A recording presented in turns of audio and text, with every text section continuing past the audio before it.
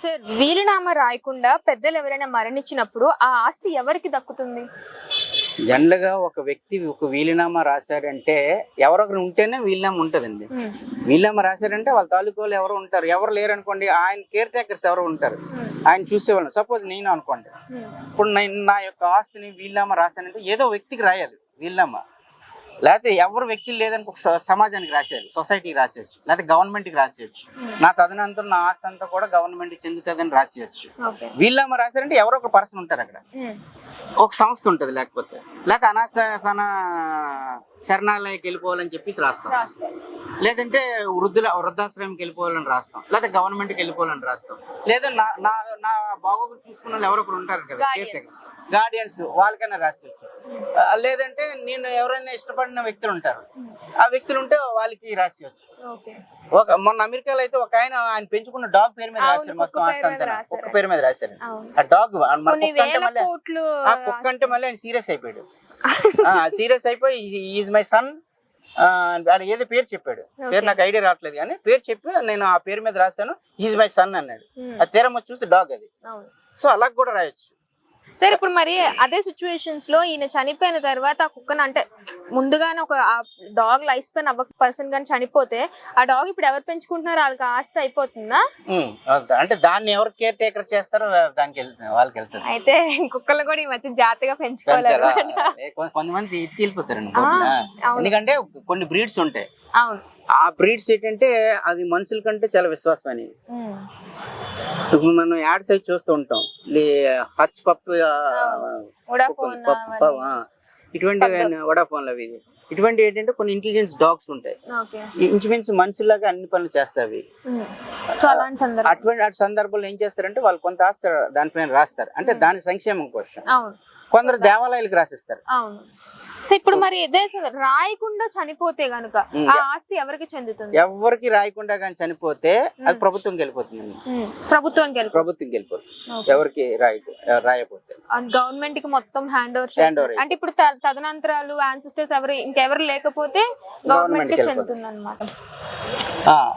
ఒక church pastor గారు, Benny గారు ఆయన పేరు, ఆయనకి మంగాపురం కాలనీలో ఒక చర్చ్ ఉంది, తర్వాత యూనివర్సిటీ దగ్గర ఒక రిచెస్ కాల్స్ హాస్టల్ దగ్గర స్థలం ఉంది. అయితే ఆయన ఎవరి పేరు రాయలేదు, వీళ్ళమ్మ కూడా రాయలేదు. వీళ్ళమ్మ అంటే వ్యక్తి, పలానా వ్యక్తి ఉంటాడు వీళ్ళమ్మ, అయితే ఎవరో ఒకరు పేరు మీద రాస్తారు.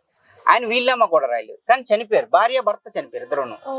జనరల్ గా భార్య ఉండుంటే భర్త తల్లికి భార్యకి వెళ్ళాం, కానీ భార్య ముందు చనిపోయింది, తర్వాత భర్త చనిపోయాడు. ఆయన ఆస్తి ఎవరికి రాయలేదు. అలా ఉండిపోవడంతో ఏం చేసిందంటే మొన్న ప్రభుత్వం వాళ్ళ చర్చ్ ఉంది కదా, ఆ సొసైటీ వాళ్ళు వచ్చి ఆ ఆస్తిని అంతా కూడా స్వాధీనం చేసుకున్నారు మొత్తం. ఆ చర్చ్ లో ఉన్న మెంబర్స్ ఎంతమంది అయితే ఉంటారో వాళ్ళందరికీ కూడా సమానంగా వెళ్తుంది అన్నమాట. అంటే ఆ చర్చ్ మీద బతుకున్న మెంబర్స్ ఎవరైతే ఉన్నారో దానిపైన బతుకుతున్న వాళ్ళు ఎవరైతే ఉంటారో, అంటే చర్చ్ మెయింటెనెన్స్ కి వాళ్ళ మెయింటెనెన్స్ కి కూడా ఆస్తి వెళ్ళిపోతుంది, అలా వెళ్ళిపోతుంది. అదే స్పెసిఫిక్ గా గానీ వీలునామా ఎవరి పేరు మీద రాస్తే ఆ వ్యక్తికి వెళ్తుంది స్పెసిఫిక్ గా. సో ఎవరైనా సరే వీలునామా ఒకవేళ రాయకుండా చనిపోతే గనుక అది ఆస్తి మొత్తం కూడా గవర్నమెంట్ హ్యాండ్ ఓవర్ లోకి వెళ్తుంది. ఒకవేళ వీలునామా రాసినప్పుడు మాత్రమే ఎవరైతే పర్సన్ గార్డియన్ కావచ్చు, సన్స్ కావచ్చు, డాటర్స్ కావచ్చు, ఎవరికైనా వాళ్ళకి మాత్రం చెందుతుంది అంటారు. సన్ డాటర్ అని కాదండి, ఫ్రెండ్స్ కూడా రాసేసుకోవచ్చు వీళ్ళ. ఇప్పుడు ఎవరు ఎందుకు నాకే ఉందండి, నేను ఒక ఆవిడ కేసు చేశాను, కేసు చేస్తే మా ఇద్దరు పిల్లలు ఉన్నారు, వీళ్ళని వదిలేసి వెళ్ళిపోయారు, అమెరికా వెళ్ళిపోయారు ఇద్దరును. తర్వాత వాళ్ళిద్దరు అమెరికాలో చనిపోయారు, కొడుకులు ఇద్దరును. కోడలు మాత్రం రాలేదు, వాళ్ళు ఎక్కడ ఉన్నారో కూడా తెలియని పరిస్థితి. ఆవిడ ఆల్మోస్ట్ వాళ్ళు చనిపోతున్న స్టేజ్ లో నేను మొత్తం అంతా ట్రీట్మెంట్ అది కూడా తీసుకెళ్ళి ఇప్పించాను, అవన్నీ చేశాను. అవన్నీ చేసిన తర్వాత ఆవిడ లాస్ట్ వెళ్ళిపోతూ నేను మిమ్మల్ని ఒక కొడుకుగా నేను ట్రీట్ చేస్తున్నానండి, సో నాకు ఏమైనా సంబంధించింది ఏదైనా ఉంటే మీకే చెందుతుందని చెప్పేసి ఆవిడ వీళ్ళమ్మ రాయమన్నది.